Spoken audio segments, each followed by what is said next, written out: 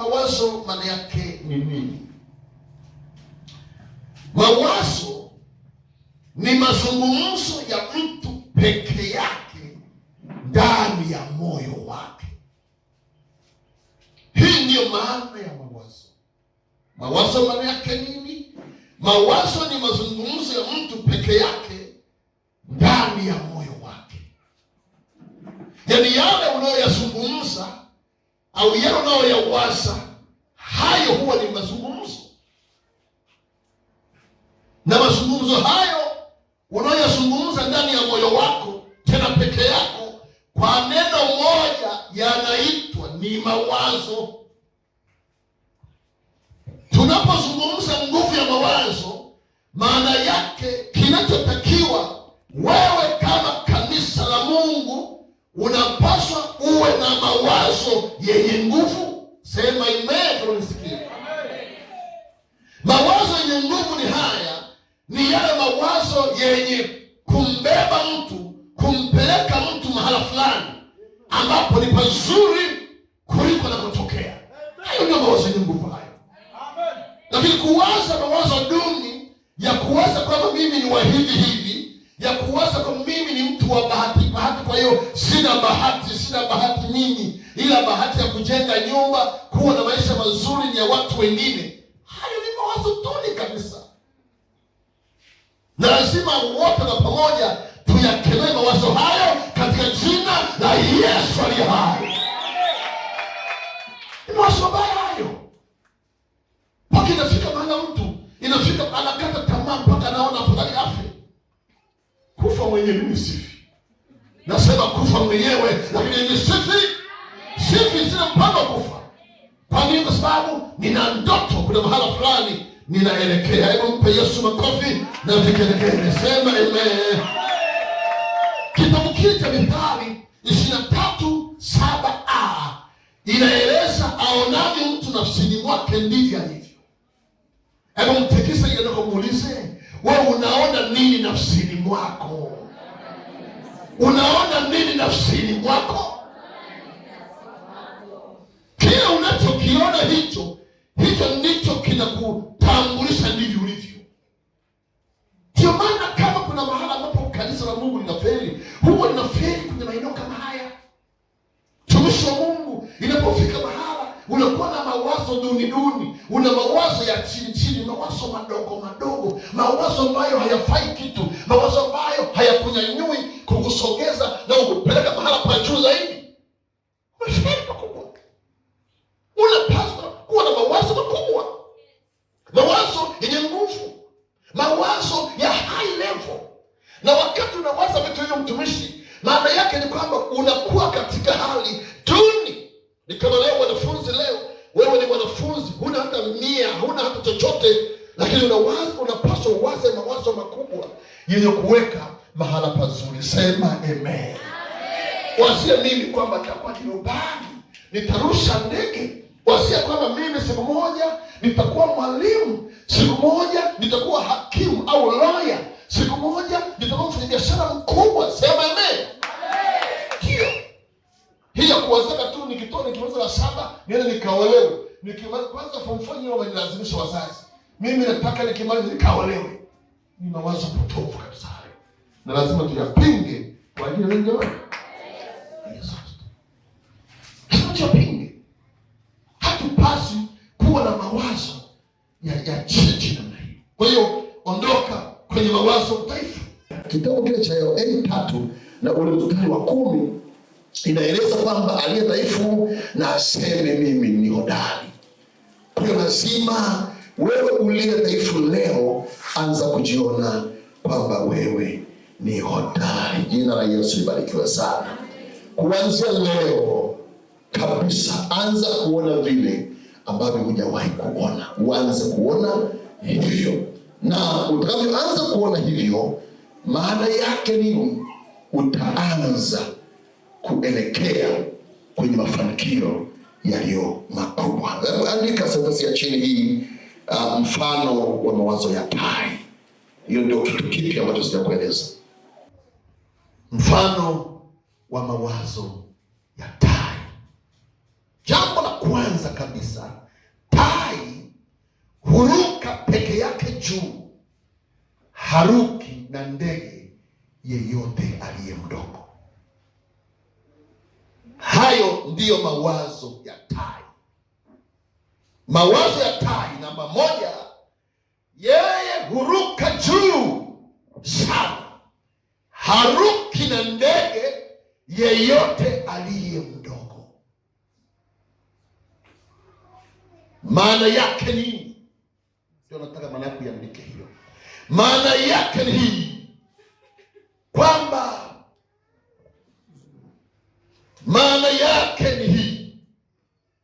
kaa mbali na watu wenye mawazo duni. Hiyo ndiyo maana yake. Ndege tai yeye huwa anakaa peke yake juu sana, na ni ndege ambaye huwa hajichanganyi na ndege walio wa chini. Ndiyo sifa yake, ndivyo alivyo. Hasa maana yake ni nini? Maana yake ni hii: kwa wewe ambaye unanisikiliza leo, kokote kule uliko, unapaswa ukae mbali na watu wenye mawazo duni, ambao watakufanya ushuke chini. Ni hapo tu. Nisikilize vizuri. Kinachokufanya wewe maisha yako yaendelee kukamatana hapa hapa ni marafiki. Neno la Mungu limetuagiza kuwapenda watu wote, lakini kwenye upande wa marafiki lazima ufanye uchaguzi. Huwezi ukamchukua kila mmoja awe ni rafiki yako. Rafiki yangu huyu, rafiki yangu huyu, rafiki yangu. Huwezi kufika. Kama una ndoto ya kufika mahala mbali, chagua. You have to be selective. Lazima uwe ni mtu ambaye unachagua marafiki. Tai huwa anaruka juu sana, huwa haruki na kila aina ya ndege. Yeye huwa anaenda na tai mwenzie mwenye maono makubwa, mwenye mawazo makubwa. Hawezi kutembea na ndege mdogo, maana akitembea naye atamshusha. Sasa hii huwa ni siri ya ajabu. Ukitaka ufanikiwe, tafuta marafiki ambao wako juu zaidi, wenye maono ya juu zaidi. Usitafute marafiki ambao wana mawazo ya chini. Jina la Yesu libarikiwe sana. Ukitaka usogee, iwe ni uimbaji, unataka uwe ni mwimbaji wa kimataifa, tafuta waimbaji wakubwa ambao wako juu sana, fanya urafiki nao, hao watakuvuta. Unataka uwe ni mwimbaji mkubwa, lakini marafiki zako ni waimbaji wadogo wadogo, huwezi kufika popote. Unajidanganya. Jina la Yesu libarikiwe sana. Unataka ufanikiwe kwa jambo lolote, tafuta rafiki, iwe ni shuleni. Huo ni mwambia usifanye urafiki na mtu ambaye unamzidi darasani. Huyo atakuvuta. Fanya urafiki na mtu yule ambaye anakuzidi darasani, kwa maana tai huwa haruki na ndege wadogo wadogo. Yeye huwa anaruka na tai mwenzie. Hebu mpe Yesu makofi ya shukrani. Namba 2, mawazo ya tai. Tai huona mbali. Tai huona mbali. Mbele yake ana uwezo kuona mbali kama kilomita 5 bila kujali vizuizi vyovyote.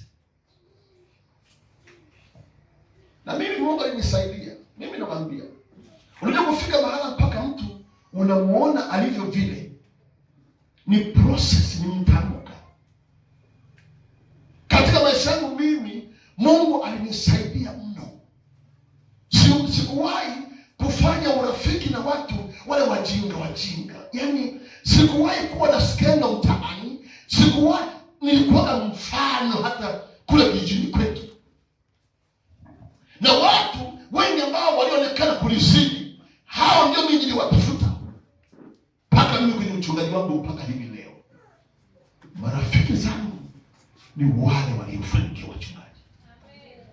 Lengo langu ni nini? Nataka nipate siri. Yeye amefikaje hapo? Jina la Yesu libarikiwe. Amen. Mimi nawaambia marafiki zangu wachungaji, tumeagizwa kuwapenda watu wote, ndio, lakini sio urafiki. Urafiki ni kuchagua. Huwezi wewe umeokoka, uko hapa, binti umeokoka, unataka tu umfanye kila mmoja awe rafiki yako. Huwezi kupenya. Tafuta aliyeokoka. Tena sio tu kwa yuko kanisani. Ni mtu yule ambaye unamuona kabisa binti huyu anatembea na Mungu. Fanya urafiki naye huyo. Wewe ni kijana, unataka maisha yako yawe mfano kanisani. Tafuta kijana ambaye hakika ana nguvu ya Mungu ndani yake. Fanya urafiki naye, utafika mbali. Jamani, amen. Naongea na watu mchana wa leo. Lakini hii ya kufanyana tu kimini kila mara ni rafiki yangu, ni hivi, ufiki popote. Niko namba 2. Tai huona mbali. Ana uwezo kuona mbali kama kilomita 5. Maana yake nini? Lazima uwe na maono na uwe na uwezo wa kuyatamia maono ulio nayo mpaka yatotolewe. Kuona mbali, au mtu mwenye maono ni mtu mwenye kuona mbali. Ndio maana ndege tai anaweza kuona mbali sana, yuko juu, lakini anaweza kumuona mzoga, anaweza kumuona mnyama yuko chini, akiwa mbali kilomita 5 juu. Maana yake ni tuliokoka, ni lazima tuwe na maono. Kama baba lazima uwe na maono. Kama mama, ndugu zangu, uwe na maono ili ufike mahala na wewe uiweke mahala fulani, familia kae vizuri. Lazima uwe na maono. Ona mbali kama tai. Ana uwezo hata kama hivi leo hii una maisha gani vyovyote, sawa, lakini ili ujikwamue utoke kwenye mazingira hayo ulionayo, ni lazima uone mbali kama tai. Sisema amen jamani? Amen. Sasa kuona. Namba 3. Kwanza kabla namba 3 nizungumze neno hili. Unajua umaskini kuubadilisha kuwa ni utajiri sio kitu kidogo. Naomba mnielewe kabisa. Umaskini, kama mtu alikuwa ni maskini, anaubadilisha umaskini ule anakuwa ni tajiri, sio kitu kidogo. Ni lazima uwe ni mtu wa kuona. Yaani ile hali ya kutokuweza uifanye iwezekane, sio kitu kidogo. Kinachomfanya mtu mpaka aweze ni lazima awe na maono. Tena sio kwa na maono tu, awe na uwezo wa kuyatamia mpaka yatotolewe. Huyu kuku huyu, ule uwezo wa yai lile, kwamba anaweza kalibadilisha yai lile mpaka ikawa kifaranga, sio kitu kidogo. Ndio maana namgaribisha. Siku ngapi anatumia mayai yake? 21. Kuatamia mayai sio kitu kidogo. Anakula kwa shida, anaishi kwa shida, hani maji. Na kuku yule ambaye anatoka kila wakati, anatembea kilo yuko nje, ni hivi, huwa hawatotoi. wanakuja kuota yale mayai, yanakwenda mayai gani yale? Ni nini? Ni mzembe. Hasa ndio maisha kiroho. Kama uko hapa, maisha yako ni ya vile vile. Sio mtu mwenye kujituma, sio mtu mwenye kukaza msuri, utaishi maisha magumu. Sema amen kama unasikia. Utaishi maisha magumu. Maisha haya yanahitaji uwe na msuri, ndipo utaweza kubadilisha hali ile ya kutokuweza ikafanyike kuwezekana. Namba 3, tai hali nyamafu, yeye hula fresh. Somo zuri sana kwamba tai yeye huwa hali nyamafu, hali mzoga. Tai huwa anakula fresh. Maana yake nini? Usibaki na mafanikio ya jana. Hapo nyuma nilikuwa na vijana fulani hivi hapo nyuma. Basi wakawa wanakwenda na tulikuwa na Mr. Ngomela hapa, engineer alikuwa anawachukua, wanakwenda kwenye vibarua wanarudi. Iwe kunishangaza kitu kimoja, kuna mtu mmoja yeye ilikuwa akienda akapewa hela, akalipa tu siku hiyo hela yake kama ni yakuta, kama ni shilingi 8,000 shilingi 10,000 ngapi, kesho yake haendi. Akiulizwa mbona wewe bado niliyoipata jana ndio naichungua ndio nikimaliza ndio niende. Ni mawazo potofu kabisa. Yaani kwa sababu jana amefanya kazi nzuri, amelipwa. Kwa leo basi leo anashinda melala. Vipi asina hiyo hela? Unazidiwa na ndege. Tai hali cha jana, hali mzoga, hababaishi na mafanikio ya jana. Yeye anaitafuta leo. Maana yake nini? Usibaki na mafanikio ya jana, endelea kutafuta mafanikio ya leo. Jamani, amen. Tafuta mafanikio yako leo. Hata Waswahili walishakusema ganda la mua la jana chungu kaona. Kaona nini? Majivuno. Yaani ile hali yaani ile ganda la jana ambalo alilina ile jana, eti mpaka leo anatamba nalo. Bwana ni jana. Jana bwana nilipata mua mzuri sana jana. Jana bwana, jana. Hiyo jana inakusaidia kitu gani? Nipo kwenye mawazo yenye nguvu. Ni mawazo duni sana. Ukawa ni mtu wa kulizika. Tai hali mzoga, anakula fresh. Namba 4. Bado mtu ninatoka hapo. Tai akiona mvua kubwa na yenye upepo inanyesha, yeye hufurahi. Tai akiona mvua kubwa na yenye upepo inayonyesha, yeye hufurahia hiyo hali. Huwa anafurahia hiyo hali. Anafurahia. Hebu nitazame, niangalie. Ikiwa mvua inanyesha ni upepo mkubwa, unakuta yuko juu, anasambaza mabawa yake namna hii.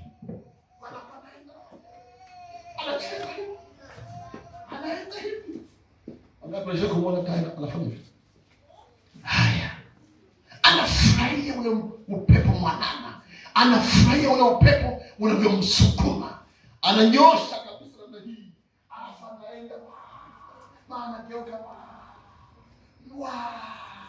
Anafanya hivi. Wakati huo sasa, yeye anaenjoy namna ile. Vile vindege vidogo vimejigusa.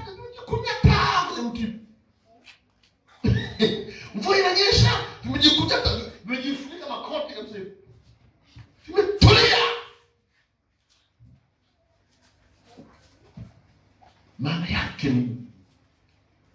ni hii: uwe tayari kukabiliana na changamoto zozote. Uwe tayari kukabiliana na changamoto zozote. Sizungumza na kanisa hili tu, nazungumza na kanisa la dunia nzima, maana najua nasika mpaka mbali. Safari, usivunje moyo na changamoto za aina yoyote. Zichane tu. Yeye huwa anachana yale mawimbi,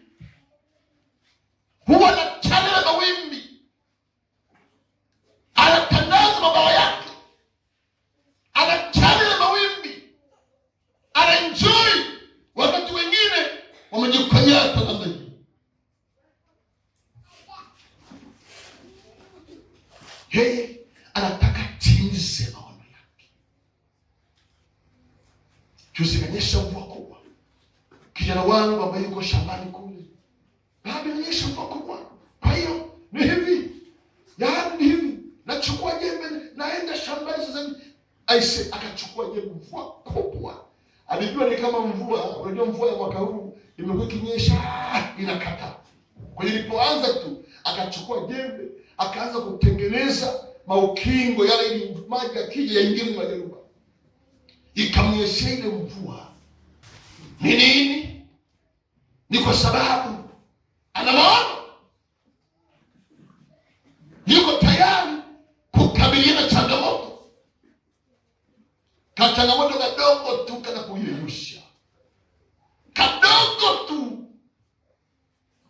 Unakumbuka baba na mama nyumbani. Unakumbuka pilau. Changamoto kadogo tu. Huwezi kufika mbali. Unajua ndio maana hata kwenye ndoa hizi Mungu alitaka mtu aoe akiwa na umri angalau. Jamani, amen. Kuanzia 25. Yaani kwa huyu ni mwanaume ana msuli. Sio kitu kidogo tu. Mimi tulisha nyumba toka nenda kwenu. Kitu kidogo tu wewe utawa wangapi? Changamoto ndogo tu. Kidogo tu. Mimi narudi nyumbani kwetu. Kadogo tu. Haiko sawa. Kila mahali ilihitajika ukae, utulie, ukomae. Halafu ndio uoe au uolewe. Lakini hii ya kujiburuzeka tu na 10 na ngapi unaingia kwenye ndoa ni shida. 13, 15. Ninakumbuka nyumbani. Ulihitaji kutulia nyumbani, ukomae. Na wamama ni wazuri sana. Mama aliyetulia huwa muachi mtoto wake kumwambia habari ya mambo ya kesho. Anamwambia, mwanangu, utaja kuyaona tu utakapokwenda kwako. Mambo haya yanahitaji uwe na msuri ili kutuliza nyumba, kutuliza familia. Lazima uwe na moyo mpana. Akiwa mdogo, yaani mama, anaufanyia hivi, si mfukuze tu. Ambia tulia.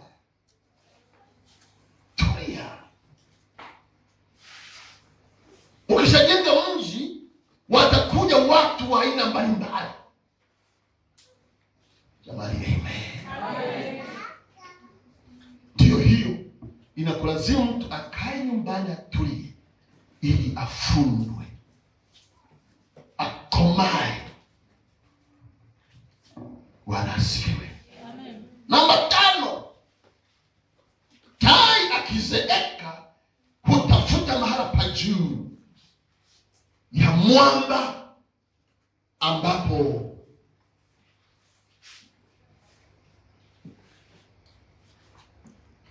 usiwe unaandika. Hutafuta mahala pa juu ya mwamba ambapo hakuna mnyama au mdudu yeyote anayeweza kumfikia.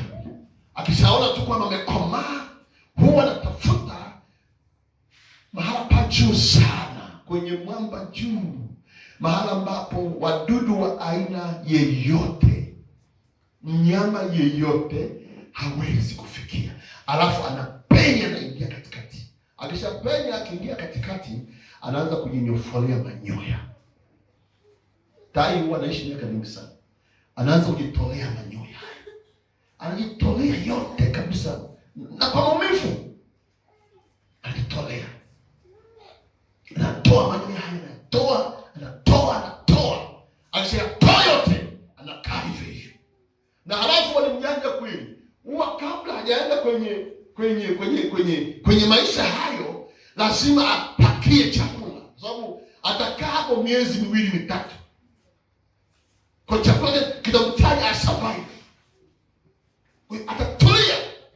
Akishamaliza kuyatoa manyoya yake yote, baada ya hapo sasa anasubiria kuanza kuota upya. Anaanza kuota manyoya mengine.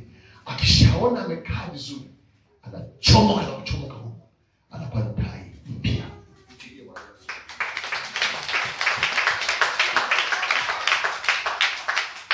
Maana yake nini? Maana yake ni hii: tabia za zamani, ili ufanikiwe ufike mbali, lazima uziache. Siko tabia mbaya. Kuna tabia mbaya, unaona kabisa tabia hii hainipeleki mahala pazuri. Hivi unapoambatana, hata wewe ni kijana mdogo, unaanza mambo ya uasherati, unaanza mambo ya uasherati, unafikia fika mbali. Hata masomo ni kama sema ibada lazima, mapenzi na shule ni kama mlenda na pilau, yaani haviendi pamoja. Nimeona wengi ambao walianza vizuri sana, walitegemewa sana shuleni pamoja na wazazi wao, lakini ikafika mahali wakajichanganya, wakaingiza mapenzi shuleni, walimfungukiwa hovyo kabisa. Ile kitu ni laana kubwa. Alikuwa na akili ilinyofoa akili. Awe ni kijana, awe ni binti. Kwa hiyo lazima tabia zile za zamani kuziacha ili uweze kufanikiwa. Si kwa tabia nyingi ili zikali ulevi. Wewe kijana bado unaanza kujiingiza kwenye mambo ya maulevi. Vijana wengi wameharibikiwa leo. Kijana mdogo tu size kama wewe hapo, anavuta sigara. Unachotegemea kitu gani? Hauna pombe. Maisha yako yatakuwaje?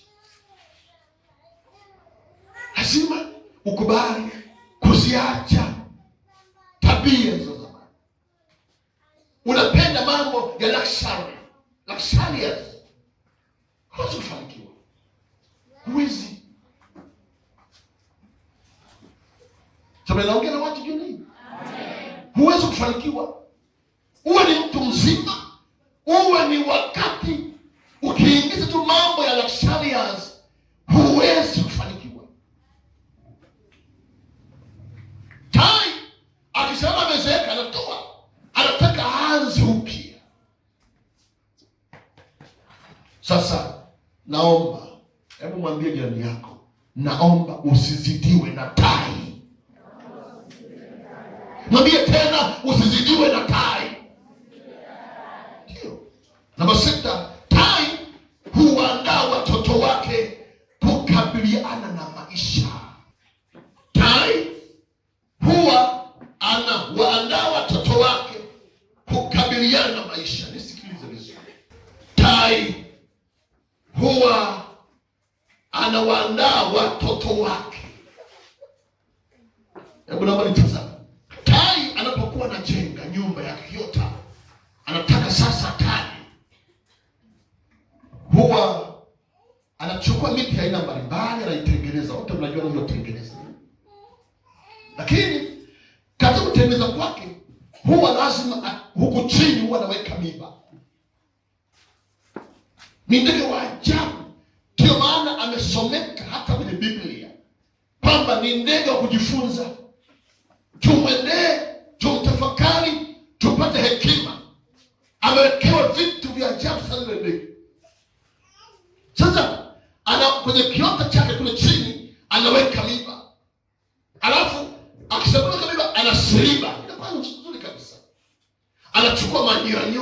anajaza sponge vizuri humo ndani.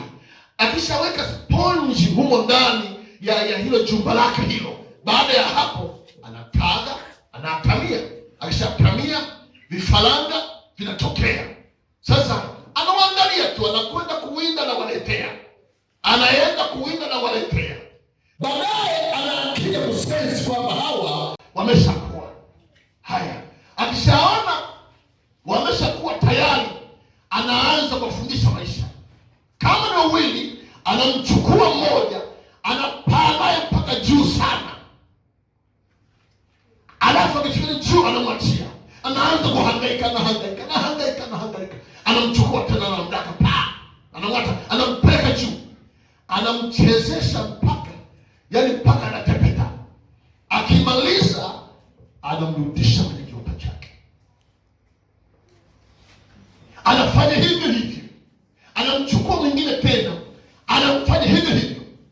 Wakati huo akishaona hao wamekomaa, anaparua ile nyumba yake, anaiparua kwa makucha kadhaa, anaparua, alafu mamiba yanatokeza lengo, na yale manyoya yale anayatoa yote. Lengo lake nini? Anataka waanze kufeel bad, waanze kujisikia vibaya. Akifanya hivi anachomwa, akifanya hivi, yani ile comfortable ile anaitoa yote, alafu anawakazania mazoezi, anawapeleka mpaka juu. Hivyo akishaona wamekomaa, anampeleka huko, anamwambia bye bye. Anamfuata mwingine, anampeleka huko juu, anamwambia bye bye. Ndio mwisho wa kila kitu. Sasa maana yake nini? Andika hivi: malezi juu ya watoto wako ni ya lazima ili wafanikiwe.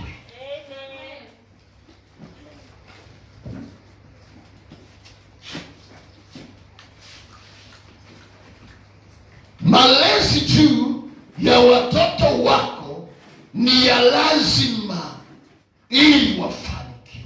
Nisikilize vizuri hapa. Unajua mimi unavyoniona, unavyonijua, nirudie hivyo,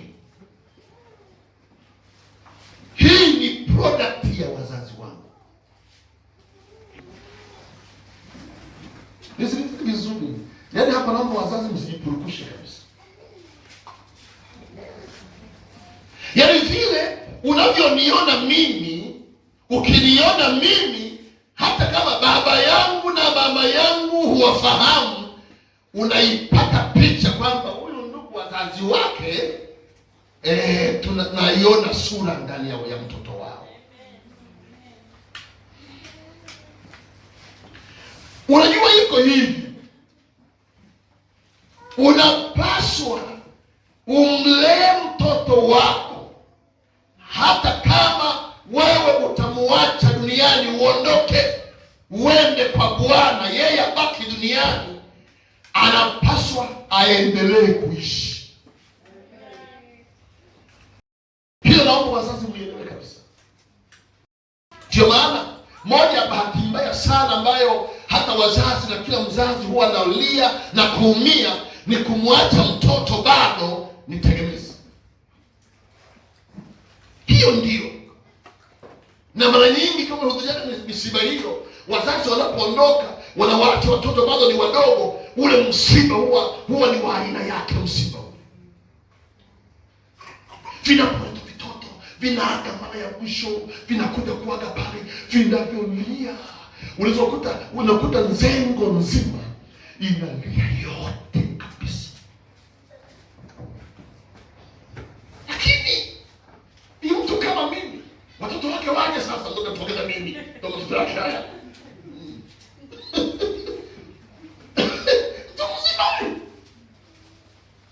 Hapa si ni wa kuhurumia tu, hii walikuwa na baba mama, wamekosa mama. Ni hiyo tu. Ni simple. Hii walikuwa na ameondoka mzazi wazazi wao bwana. Yaani ni rahisi mno. Vitoto vidogo, wazazi wote wanaondoka. Hii ni hatari sana. Kile nitakiwa ndugu zangu, ama nazungumza hapa, naomba tai yeye huwa anajua namna ya kulea watoto wake. Na waombeni wazazi, leeni watoto wenu. Kwa nini? Kwa sababu unajua vile ambavyo mtoto atakuwa, hiyo ndio product ya wazazi wake. Nimewaambia nilivyo mimi leo, unavyoniona mimi leo, unavyonijuaga mimi, wasipendi na huwa nakataa kushindwa. Maana yake nitafisiria wazazi wangu hao. Niliwahi kuwaona nikiwashuhudia, wakasema hivi, usikubali kushindwa. Hiyo ndio product yake. Unajua wengi leo wanataka na shangaji mchungaji mangalie. Mbona kila jambo akilianzisha lazima liende? Watu wanashangaa wanasema hivyo. Na ni kweli mimi jambo nikiliamulia hivi lazima lifanyike. Wawepo watu wasiwepo watu, mwenyewe najichomoa mfukoni, lazima lifanikiwe. Ni kwa sababu gani? Ni kwa sababu ya aina ya malezi ambayo nimelelewa. Niliona mababa yangu alivyokuwa, alikuwa hataki kusikia kitu kimshinda. Sasa nilelewa hivyo. Nilio nikaambiwa bwana, kukisha kucha ni macho mbele, hakuna geuka nyuma. Leo hii tunatisha kwa kijijini, kwenye mbuga ya baba yetu, natisha kule. Yaani vile alimokuwa na limba, leo hii na limba. Mtu akasema, mimi bwana nikafika nani hapo, nikaamba ni wewe bwana. Nikasema mzee Manga amefufuka.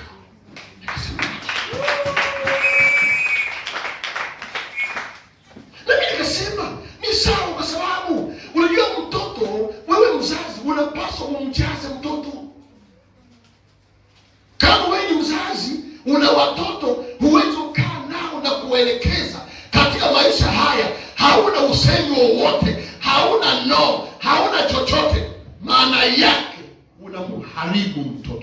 Nataka kuna sio nazungumza, lakini nazungumza kwa ufupi. Ni hivi, mtoto akiwa ni mdogo huwa anakanyaga mguu wa mzazi, lakini mtoto akiwa ni mkubwa huwa anakanyaga moyo. Sio mnanielewa?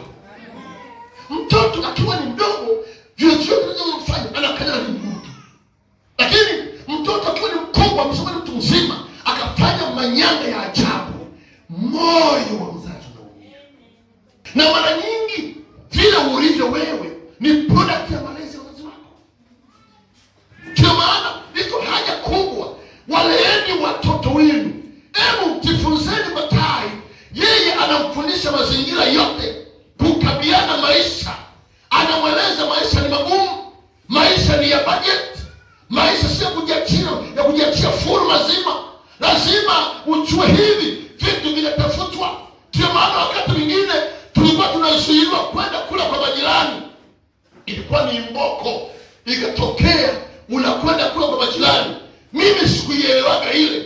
Kumbe alikuwa anamaanisha hivi, Bwana asifiwe, usipende kula vitu vya watu, kula vya kwako mwenyewe. Ndio maana yake hivyo. Nikikuta mmekula kwa majirani, kwa hiyo hata kama hawapo, wakitenga mnakimbia, mnatoka nyumbani. Tunafundishwa discipline ya kula vya kweli. Vyovyote wamechinja kuku, nyie mnarudi kwenye viazi vyenu, mnalimbika kabisa. Na yale yalikuwa fundisho kwamba liivika na kitu cha kwenu, cha kwako ndio cha maana kuliko cha majirani. Tunafundisha hivyo. Wewe huwezi kumweleza mtoto. Mko na wazazi hapa, hujali mtoto wako hajuagi no. Sasa nisikilize nikwambie, mtumishi wa Mungu.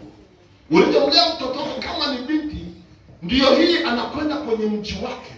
Maana hajawahi kufundishwa no. Anakutana mwanaume anamwambia no. Itakuwa kila siku ni kushusha malokota usiku wa manane. Lazima afundishe kujua hivi.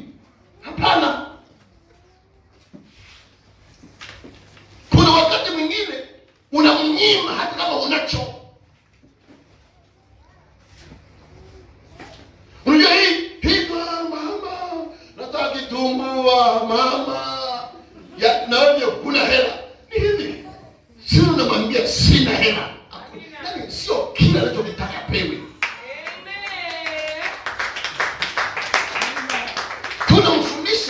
Tunamtunisha mzuri ajue kuna wakati vitu vinapatikana. Kuna wakati mnadamu saidia glory shule kwao. Ni hivi. Simpi hata sende. Unajua sende? Unajua sende? Sende ni Kisukuma senti. Simpi hata senti. Na nimeenda na hela simpi. Lengo nini? Nataka ajue hivi kwamba maisha haya ni magumu. Inahitaji ujue kwa Baba. Mungu awabariki sana kwa mikono yako. Tunakukaribisha katika ibada zetu zinazofanyika chini ya mpako mafuta wa Bwana Mchungaji Daniel Emmanuel Manga katika kanisa la AGDCI Nyumba ya Mkate Shinyanga mjini. Kanisa letu linapatikana viwanja vya Mwadui mkabala kabisa na shule ya sekondari Ngokoro. Mtumishi wa Bwana, ibada zetu zinafanyika chini ya uwepo wa Roho Mtakatifu inayoambatana na ishara, miujiza, uponyaji na matendo makuu ya Bwana. Karibu ukakutane na muujiza wako. Karibu uabudu pamoja nasi. Meza inazunguka, meza inazunguka, inazunguka.